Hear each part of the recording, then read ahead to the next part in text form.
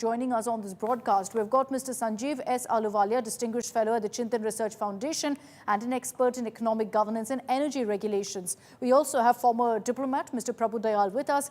Good evening, gentlemen. Thank you very much for your time. And I'd like to begin first with Mr. Ahluwalia on the data, the numbers that we've put out. It's kind of a mystery right now, Mr. Ahluwalia, on why we're seeing this kind of a deal between America and Pakistan. Now we know, of course, why there's a friendship taking place, but an oil deal, perhaps something nobody saw coming. What do you think? Well,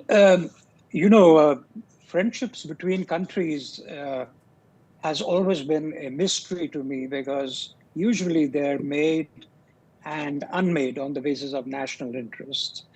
So I would say that to answer your first question, whether Pakistan is a worthy counterpart for a oil exploration or even a gas exploration investment. I think that if the viability was there, the American companies would already be there prospecting and producing gas or oil. Do remember that unlike China and unlike Russia, America works primarily through private companies. It's a very privatized economy. So the president actually has no means at his disposal.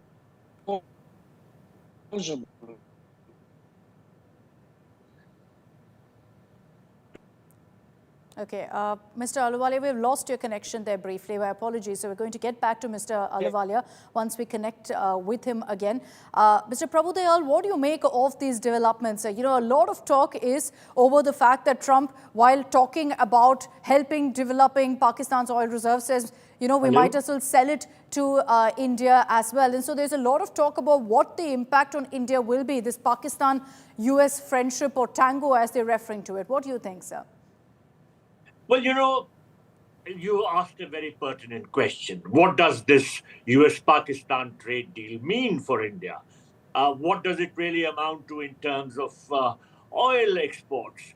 As was rightly pointed out by Gaurav and by you, there is a geopolitical dimension to it. The US-Pakistan trade deal and Trump's statements in this regard must be seen against the background of geopolitics and the growing proximity between these two countries. Now, I would like to recall that in his first term, Trump's first tweet on New Year's Day in 2018 was that the US had given Pakistan $33 billion in aid, and in exchange, Pakistan had given back only lies and deceit. Now, in his second term, Trump seems to be taking a completely different view of Pakistan. Recent developments suggest a warming of relations between the US and Pakistan. Let me recall that on the 19th of June this year, Trump hosted Pakistan's Army Chief Asim Munir for lunch at an unprecedented White House meeting. And in fact, this was the first time in many years that a Pakistani Army Chief was hosted by a sitting US president in the White House. And this highlighted Washington's renewed interest in maintaining influence in South Asia as regional tensions were flaring up. And of course, he claimed to have mediated in the conflict between India and Pakistan. Now, Pakistan has also taken all possible steps to win over US support. There are talks which are taking place regarding Bitcoins and cryptocurrency between a firm owned by the Trump family and the Pakistani establishment. In addition, let me mention that earlier this week, Pakistan conferred its biggest military honor, which is called the Nishan-e-Imtiaz, upon the US Central Command Chief General Michael Kurilla. Against this background of the evolving geopolitical situation, now Trump has announced a trade deal with Pakistan to develop what he calls its massive oil resources, which are very questionable, frankly. These resources are just not massive. They are a small percentage of what the global reserves are. But nonetheless, he has said that he is having this deal with Pakistan while also imposing 25% tariffs on Indian goods.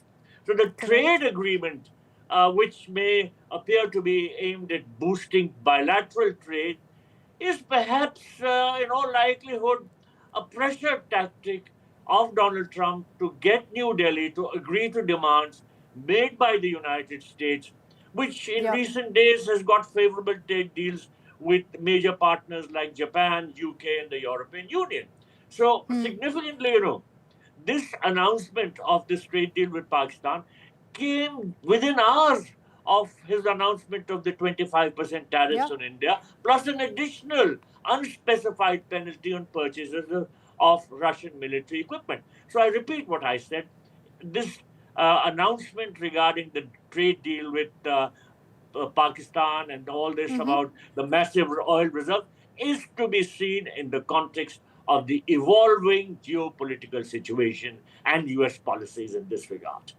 Okay, Mr. Dayal, just stay with me. Let me try to also reconnect with Mr. Ahluwalia. We lost you briefly there, Mr. Ahluwalia. My apologies. But my essential takeaway was that you were suggesting that, look, this deal is a result of the growing friendship between America and Pakistan. Am I right in saying that? Because right now it's clear that Pakistan doesn't have any of these massive oil reserves that Trump is talking about. I don't think that's a good reading of the situation. I personally think that the relationship between the United States and India is more rock solid today than it has ever been before. And it is growing. And there is sense to it. Please remember what India is. We are the fastest growing economy in the country. But he calls us a dead economy, sir. Maybe the third or the fourth. I would not like to say whether it's dead or not dead. I wonder why we are focusing on Pakistan, because compared to India, it really does not matter. I would welcome if Mr. Trump was to put his personal money and the money of American investors into Pakistan, because we'd be happy to buy oil from them. In fact, we'd be happy to buy gas from them, produce electricity, and sell it back to them, because they're next door to us. I don't think we need to be antagonistic with Pakistan. They're part of the region where India is the biggest player. And if things improve, there is everything we should do to get along happily with them, along with Bangladesh, Sri Lanka, and Nepal. So on energy, let's be clear, it's not just Pakistan. Even we are short on energy resources. We are trying to improve what we have. We're trying to exploit our reserves, especially our gas reserves, for which some special dispensations are now being thought of by the government to open up previously restricted areas. And American and other investments are welcome to come, exploit the gas, along with Indian companies. We have big Indian companies now, who are doing this across the globe. So I don't think Pakistan is any kind of a threat to us economically or militarily or in any other way. Just looking at the size of the two companies, But just talking about the messaging, Mr. Ahluwalia, I agree with you that, in any way, Pakistan's gain is not India's loss. We can't equate the two. There's no question of doing that also. But what do you think of the messaging, Mr. Ahluwalia, the timing of it, the fact that Trump announced it hours after slapping these tariffs on India? See, these tariffs are not finalized. They're interim. Discussions are going on. And this is the style in which President Trump negotiates. That's his style. America, by definition, is a country which is, run very closely by the presidents over there. India is different. We have a parliament. We have a British kind of a system. So we work differently. But, Americans can sway America this way or that way. Much more easily. So this is his style. It's a threatening, bullying style. And we have been very mature, I think. Our external affairs minister, especially, and of course our prime minister, they've been extremely mature in hearing what President Trump is saying, absorbing it, and then reserving judgment on it. Because both countries know, both administrations know, that there can be nothing better than a closer compact between the US and India, and that is the way President Trump will eventually go. This is our view on it. Okay, Mr. Dayal, final comments from you, sir, on what Mr. Ahluwalia has said, and also just to add also one question to that is, how do you think India has to now deal with someone like Trump, as unpredictable as they come, but at the same time also the fact that, he's getting close to Pakistan, he's signing all of these deals with Pakistan, and on us, he's slapping tariffs, referring to us as a dead economy and questioning our ties with Russia? Well, I agree with Mr. Ahluwalia. This is part of Trump's style. And I said in my opening remarks that Trump's announcement regarding this trade deal with Pakistan could be a pressure tactic to get New Delhi to agree to his demands. He is absolutely right, Mr. Ahluwalia, when he said that the tariffs are not final, the deal is still under negotiation. But the United States president is exerting the maximum pressure possible on India to agree to his terms, which of course include opening up the agriculture and dairy sectors, which we are resisting for our own reasons, which are very, very valid.